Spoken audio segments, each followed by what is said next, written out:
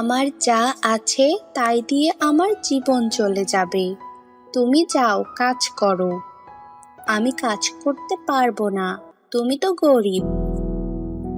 আমাদের আজকের গল্পটা হলো শিক্ষণীয়। টিয়া, টুনি ও লুল্লু হলো প্রতিবেশী। টুনি খাবারের খোঁজে বাইরে গেলেও টিয়া ও লুল্লু তাদের খাবারের জন্য চিন্তা করে না।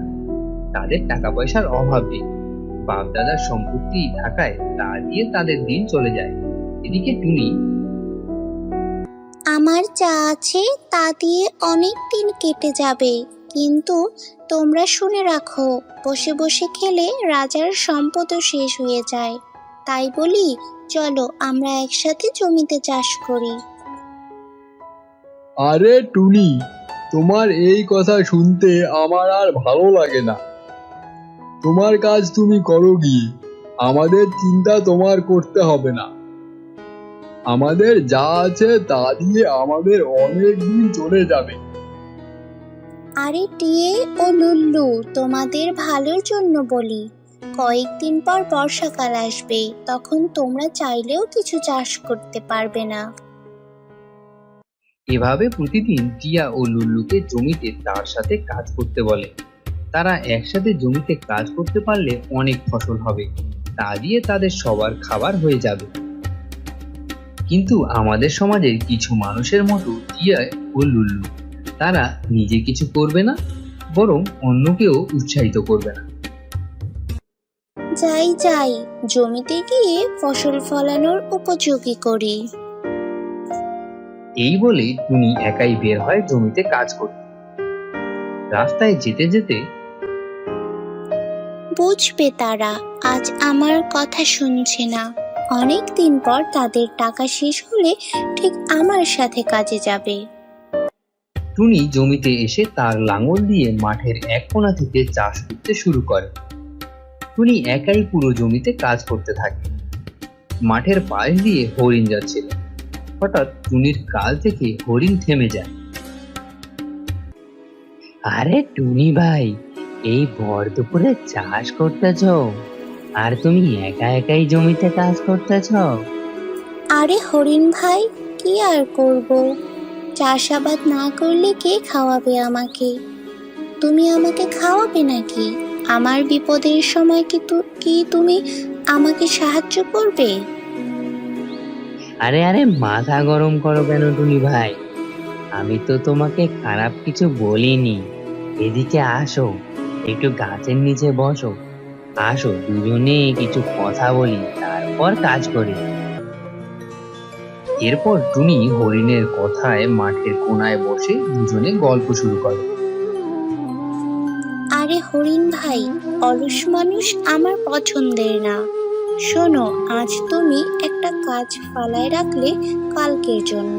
কাল যে কাজটা করতে সেটা কখন করবে, আর আজকেরটা কখন করবে? চাপ দিন দিন বাড়তেই থাকবে, সময় মতো আর কাজটা শেষ করতে পারবে না, তাই না? কি বলো তুমি? আরে টুনি, তোমার মতো আমারও অবস্থা। আমি আমার প্রতিদিনের খাবার নিজেই জোগাড় করি। আমার 3 ছানার মধ্যে 3টাই অলস, তারা কোনো কাজ করতে চায় না। আর দেখো, আজ আমি বেঁচে আছি, তাদের খাবার আমি জোগাড় করছি। কাল আমি না থাকলে কি খেয়ে থাকবে তারা? এসব চিন্তা করো না, যে যেমন কাজ করবে তেমন ফল পাবে। এদের বোঝায় লাভ নেই, সময় হলে বুঝবে তারা। এভাবে কথা শেষ করে হরিণ ও টুনি বাড়ির দিকে ফিরে যায়। টুনি দেখে টিয়া ও লুল্লু বলতে থাকে, এই রোদে কেউ জমিতে কাজ করে? যারা বিশ্বকর্মা তারাই করে। এত টাকা আমার কে খাবে? একদিন তো মরেই যাব। এভাবে উপহাস করতে থাকে টুনিকে নিয়ে। পরের দিন সকাল সকাল টুনি তাদের কিছু না বলে জমিতে চলে যায়। জমিতে এসে ধানের বীজ জমিতে দিতে থাকে। পুরো জমিতে বীজ দিয়ে সেদিনের জন্য বাড়ি চলে যায়।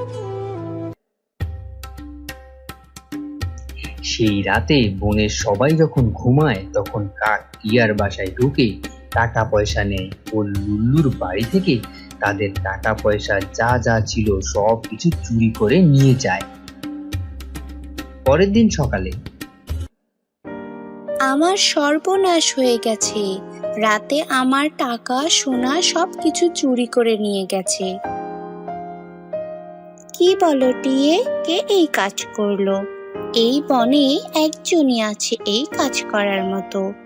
তোমার মনে আছে পাশের বনে চুরি করতে গিয়ে কাক সেই বনের রাজার হাতে ধরা পড়ে?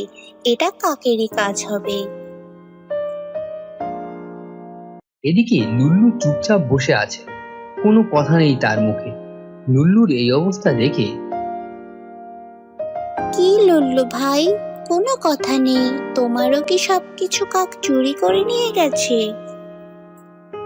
টুনির কথা শুনে লুল্লু তার মাথা নাড়িয়ে জানিয়ে দেয় তাহারও সবকিছু চুরি হয়ে গেছে। এরপর টিয়া ও লুল্লু কান্না করতে থাকে।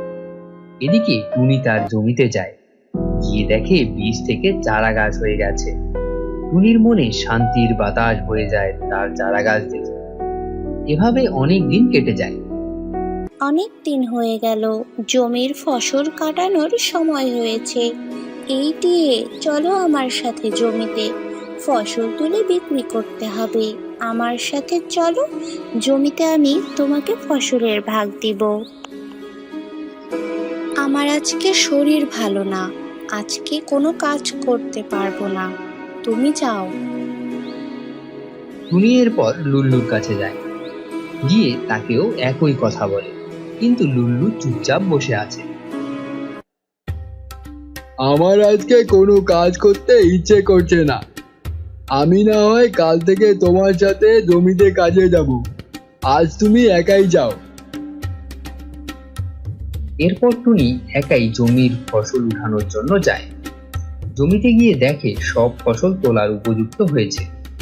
টুনি এক এক করে সব ধান গাছের ধান বস্তায় উঠানো শুরু করে। সব উঠানোর পর বাজারে সব বিক্রি করে বাসার দিকে আসতে থাকে। ঠিক সেই সময় পুরো আকাশ কালো হয়ে যায়, প্রবল বাতাসে টুনি চলতে থাকে। টুনি দ্রুত বাড়ির দিকে আসতে থাকে। বাসার সামনে এসে দেখে টিয়া ও লুল্লু ঘরের ভিতরে। বাইরে সেই পরিমাণে ঝড় শুরু হয়েছে। টুনিও তার টাকা পয়সা নিয়ে ঘরের ভিতরে চলে যায়। ঝড়ের গতি এতই পরিমাণে যে টিয়া, লুল্লু ও টুনির ঘরের চাল বাতাসে উড়ে যায়। এদিকে ঘরের এক কোনায় কোনো রকমে বসে থাকে সবাই। একটা সময় পর ঝড় থেমে যায়, তখন প্রায় সকাল হয়ে যায়।